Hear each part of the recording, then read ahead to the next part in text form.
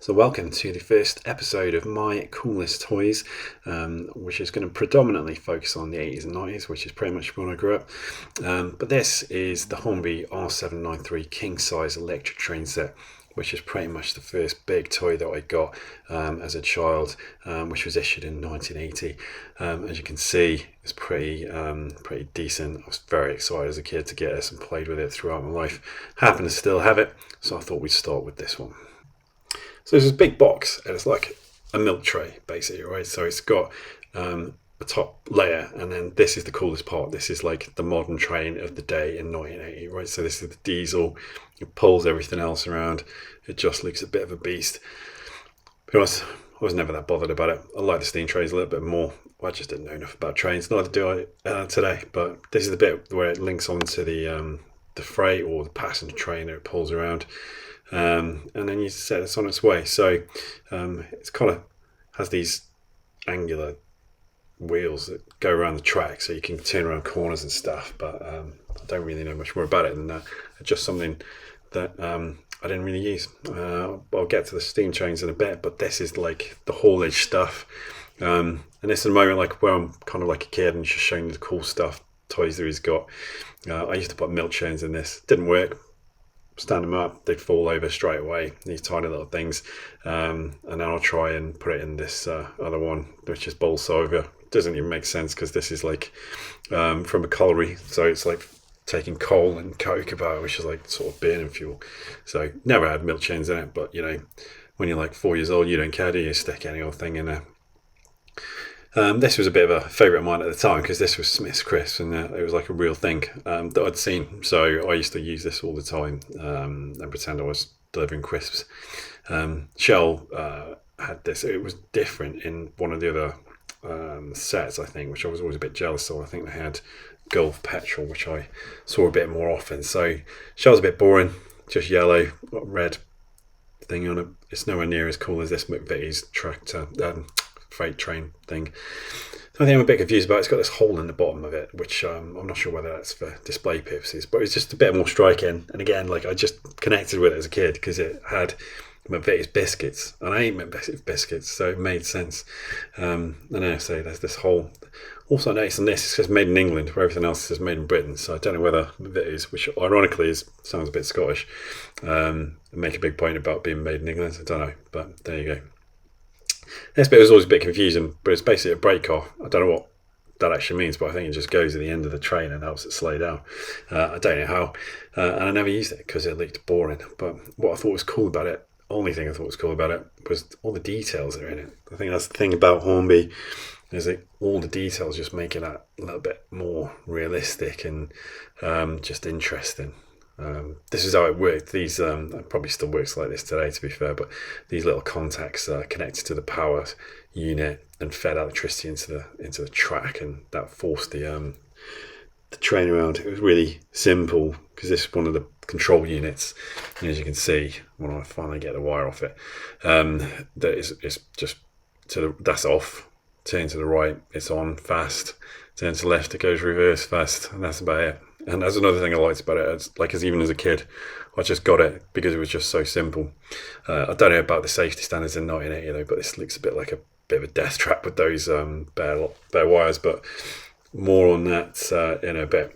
However, these are the stars of the show. So this is a Ginty, which is kind of like a mixed freight kind of train. So it could do passengers and it could do freight. And this is from like the 60s. It just looked like a cool thing to me. It's like Thomas the Tank Engine, or whatever you want to call it. I think, in fact, one of the Thomas the Tank Engine characters is, in fact, this actual train, but I can't remember it. But it just looks cool. It just looks like a monster of a machine. I think this particular one was restored, and it's still in use today. Apparently, not that I'd ever go and see it, but yeah, it survived the passage of time, and apparently they sent them off to France during the war as well. But this is the one of the, I think it's like a King class passenger train. It was like a powerful train of its day, and it had it was quite fast. This is the coal section, so you'd use that to in real life you'd be pretending to fill the engine with the plastic hole from the back. And again, it's just like the details that always used to get me as a kid. I used to really fixate on them and just stare at it, and it just looked like the real thing. So it just drew you into that world, like Hornby is really good at. All the little models and the people that go alongside it, and the lights and all the stuff you can get. I mean, you never did that. You just put it on your tabletop and went round, and occasionally, when your parents had found the energy to get it out, if you're anything like my household. But we did for a time have this on a converted cabin bed with a painted green planks underneath it. It did look okay, but there you go. So this was what it pulled along. It came with, in addition to that, just bevy of stuff there is on the top shelf. This actually came with these Pullman passenger cars. I'm not sure which is which, but one of these is first class, one's second class, and then the other one's a restaurant car. Not sure which is which, but as you see, it's just the details in there. You could get this lighting thing that would go in it. So if you wanted to pretend you were doing it at night, you could fit that in there, and there's some characters that went in it. Again, I never had it. It's just simply something my parents bought, and this was as far as it went. But we got some more track for it to make it be a bit more interesting. But this was a right result to get this as a kid anyway. I looked it up. It still has the sale price from the department store my parents bought it from, and they bought it discounted. It was supposed to be £100, and they bought it for 80. And I looked at the inflation adjustment for the £100 in the 1980s, and apparently it's probably about £550 now. So essentially, what you're looking at is the 1980s version of a PlayStation 5 and extras. So it also came with these buildings. One was a goods shed, as you can see. Very basic packaging, exactly what it looks like in real life. Look at the packaging, look at what it is. That is it. No messing around, which is great. I really loved that. Really simple to put together as well. It took me about 2 minutes to put this together for the video. And that's the storage shed there, I think, for the actual trains. But as you can see, same thing, packaging, exactly what it says on the tin. I didn't make this up because they were a bit fragile due to their age, so this is the actual station that comes along with it. And again, the photograph is literally of it, so it's exactly what it looks like when it's made up. Unfortunately, I never put the winds in because you had to cut them out, and back in the day, that was just one step too far for me. This is the power unit. Bit of a death trap by all means, by looking at it, having got it out. It's, again, really quite straightforward and simple. There's just the power, level of power. The one on the left, which is the other one, that's forward and backwards, and then in the middle, faster or slower, literally where it says on the tin, speed. Got a few concerns about it, so I wasn't quite 100% about switching it on and connecting it all back up again, simply because it just looks a little bit dangerous. I'm going to show you the instructions later, but I thought I'd show you this because this is, I think to me, this is part and part of Hornby. It's even in the catalogue. It's uses the word indulgent. I think this is what it is. It's just you open this, it's got a little box of track in there, and it just makes you want to pick it up. Just think, oh my, this is a lot. This is, when you were a kid, my age, in the 80s, you open that box and you think, wow, this is a big thing. This is awesome. And I said, price-wise, this is you're looking at a brand new PS5 at minimum, with probably a load of data and extra storage and 2 controllers and probably Vikings, Valhalla and Apex Legends along with it. So this is how you put it together. I mean, it probably is safe. I'm sure it is. I used it many times, so it must have been. But there's definitely some bare wires showing off there, and that's the bit where you can connect loads of trains. And this is the bit you use, but you can see it goes down to the coupling. I'm sure it converts it into a safer voltage or whatever, but you've got exposed wires connected to the power unit. I'm not 100% sure that would pass today's muster, I don't know, but there you go. And as with anything when I was a kid, the catalogue was the best bit. I'd look at it and just look at it. It makes it look so much better than it actually does in real life. Somebody spent hours and hours and hours doing that to take that photograph to make you think that your experience of that train set will be the same. So that is what the train set looks like. As you can see that slightly different petrol wagon. But there you go, look at that kid. That was me. That was basically me looking at that set when I was a kid. And look how happy he is. couldn't be happier.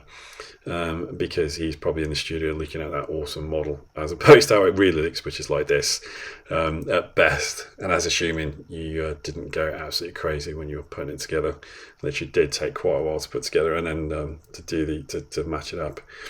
And this is what life was like in the 80s. Like, you had terrible wallpaper and curtains, awful haircuts. But yeah, look at them, how happy they are. Couldn't be happier, could they? Just pointing at a railway set on the table. Couldn't be happier. As I said, the catalogue in itself was just hours of entertainment for me. I'd just open it up, pore over it, look at it, make the plans in my head to complete these layouts and to get these stuff, and then just never did. And I knew at the time I never would. But that's the class of trains that came with the king size set, which, as you can see, there's a little exit in there. It's telling you that this is the big giant special set, and back in the day I was special enough to have it. But I think really it's just like, when you look at it, you can see how people get drawn into Hornby train sets. It's just so much of it. There's so many accessories, so many little bits that you can get that just like roll into it and make it more and more interesting. I mean, like you say, you just never did, but the possibility was there, and that's what you got excited about. I mean, you just like get the mallard there, it just looks really cool, and I can just imagine playing it in those, that, you know, with all that landscaping. Just felt amazing just to look at it.